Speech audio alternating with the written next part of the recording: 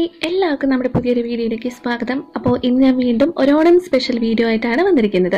നമ്മളിന്ന് ഉണ്ടാക്കാൻ പോകുന്നത് ഫ്ലവേഴ്സ് ആണ്. ക്രേപ്പ് പേപ്പർ യൂസ് ചെയ്തിട്ടുള്ള ഫ്ലവേഴ്സ് ആണ് കേട്ടോ. ഓണം എന്ന് പറയുമ്പോൾ തന്നെ നമുക്ക് പെട്ടെന്ന് ഓർമ്മ വരുന്ന പൂക്കളാണ് ചെണ്ടുമല്ലി പൂക്കൾ അല്ലേ. അപ്പം അതാണ് നമ്മളിന്ന് ഉണ്ടാക്കാൻ പോകുന്നത്. ഇപ്രാവശ്യം അധികം ആരും പുറത്തുനിന്നൊന്നും പൂ വാങ്ങിയിട്ടുണ്ടാവില്ല. അപ്പം നമുക്ക് വീട്ടിൽ തന്നെ എങ്ങനെ പൂ ഉണ്ടാക്കാമെന്ന് നമുക്കൊന്ന് കണ്ടു നോക്കാം. ക്രേപ്പ് പേപ്പറിൻ്റെ ഒരു പീസ് നമ്മൾ കട്ട് ചെയ്തെടുത്തിട്ടുണ്ട്. എന്നിട്ട് നമ്മൾ നേരെ ഹാഫാക്കി മടക്കിയിട്ടുണ്ട്. മടക്കിയതിന് ശേഷമുള്ള അളവാണ് ഞാനിവിടെ എഴുതി കാണിക്കുന്നത്. അതിനുശേഷം നമ്മളത് വീണ്ടും മടക്കാണ്. ഒരു സ്ക്വയർ ഷേപ്പിൽ കിട്ടുന്ന രീതിയിൽ നമ്മൾ മടക്കിയിട്ടുണ്ട്. എന്നിട്ട് എന്തെങ്കിലും റൗണ്ട് ഷേപ്പിലുള്ള ഒരു സാധനം എടുക്കുക, വരച്ചു കൊടുക്കുക, കട്ട് ചെയ്യുക.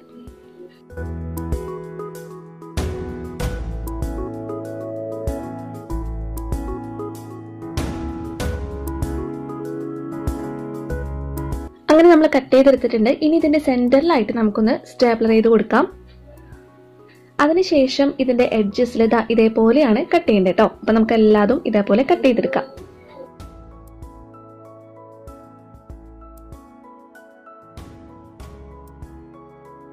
ഓക്കെ, ഇനി അടുത്തതാണ് കുറച്ചൊരു ബുദ്ധിമുട്ടല്ല, കുറച്ച് സമയം എടുക്കുന്ന ഒരു പണിയാണ്.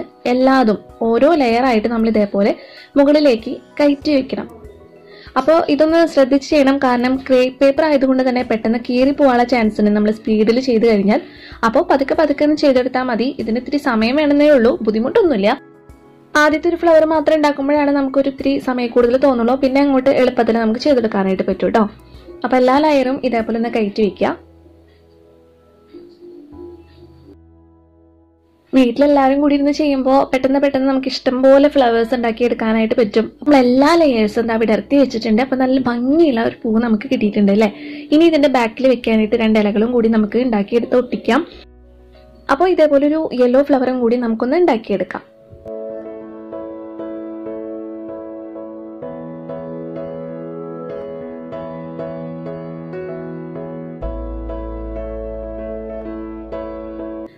അങ്ങനെ നല്ല ബ്യൂട്ടിഫുൾ ആയിട്ടുള്ള 2 ഫ്ലവേഴ്സ് നമ്മൾ ഉണ്ടാക്കിയെടുത്തിട്ടുണ്ട്. ചെണ്ടുമല്ലി പൂക്കൾ ഉണ്ടാക്കിയെടുത്തിട്ടുണ്ട്. അപ്പോൾ ഫ്ലവേഴ്സ് മാത്രം മതി എന്നുള്ളവർക്ക് ഇവിടെ വെച്ച് നിർത്താം. ഇനി അതല്ല, നമ്മുടെ ഓണത്തപ്പനൊക്കെ ഒന്ന് ഡെക്കറേറ്റ് ചെയ്തെടുക്കാനായിട്ട് നമുക്ക് സ്റ്റിക്ക് പോലെ ഉണ്ടാക്കണം അല്ലേ.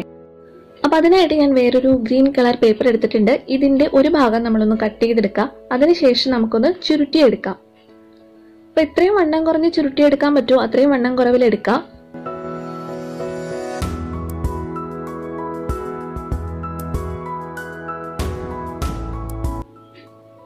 ഇനി വേറൊരു സ്ക്വയർ ഷേപ്പിലുള്ള ഒരു പേപ്പറാണ് എടുത്തിരിക്കുന്നത്. ഇതിന്റെ അളവ് ഞാനിവിടെ എഴുതി കാണിക്കാം കേട്ടോ.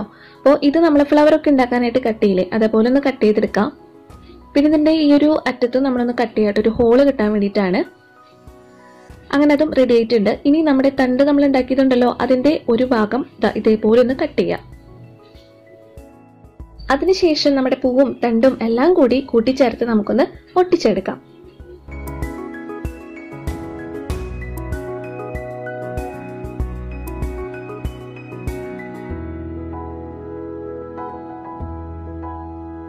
അങ്ങനെ അത് റെഡി ആയിട്ടുണ്ട്. ഇനി ഒന്നും കൂടി ഒന്ന് ഭംഗിയാവാൻ വേണ്ടിയിട്ട് ഞാൻ വേറൊരു പീസ് ഓഫ് പേപ്പറും കൂടി എടുത്തിട്ടുണ്ട്. അത് ഇതേപോലെയാണ് കട്ട് ചെയ്യേണ്ടത്. അതിനുശേഷം നമ്മുടെ ഈ സ്റ്റിക്കിൽ നമുക്ക് ഒട്ടിച്ചു കൊടുക്കാം.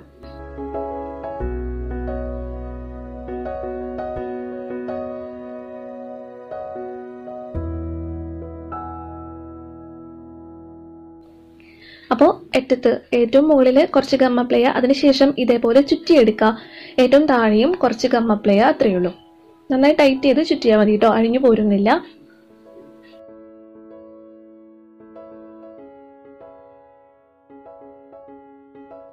അങ്ങനെ നമ്മുടെ 2 ബ്യൂട്ടിഫുൾ ആയിട്ടുള്ള ഫ്ലവർ സ്റ്റിക്സ് നമ്മൾ ഉണ്ടാക്കിയെടുത്തു. ചെണ്ടുമല്ലി പൂക്കൾ യൂസ് ചെയ്തിട്ടുള്ള ഫ്ലവർ സ്റ്റിക്ക് ആണ് കേട്ടോ.